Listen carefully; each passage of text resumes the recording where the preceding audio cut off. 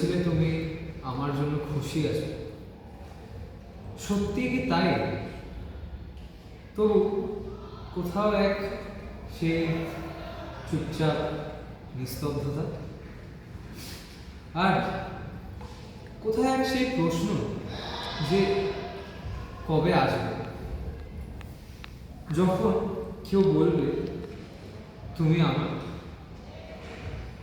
সেই কথাগুলো শুনে আমার বুকের ভেতর হালকা বৃষ্টি নামবে, কারণ আমিও তো দেখেছিলাম মেঘের মতো নরম অপেক্ষায় তোমায় দাঁড়িয়ে থাকতে।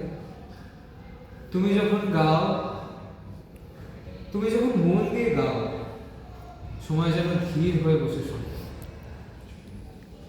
সন্ধ্যার আলো জানলায় ফেটে পড়ে, আর বাতাসও তাল মেলায় সেই ত্রিতালের সুরে। সেদিন তুমি গিয়েছিলে রাগ জনপুরি, মনে হয়েছিল অসংখ্য অবলা মুহূর্তগুলো কিভাবে যেন আমার মনের মধ্যে এক জায়গায় এক বিন্দুতে এসে জমা হয়েছে আর ফেটে পড়েছে কতগুলো প্রজাপতি। এত প্রজাপতি, এত রং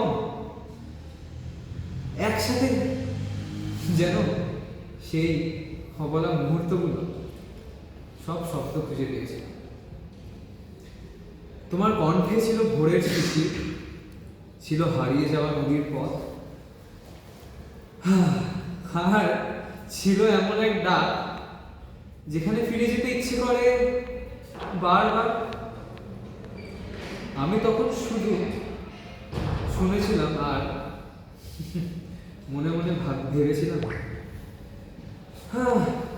যে এক গল্প লিখব যেখানে তুমি আর আমি আর একে অপরের নির্ভয় নির্বাচন।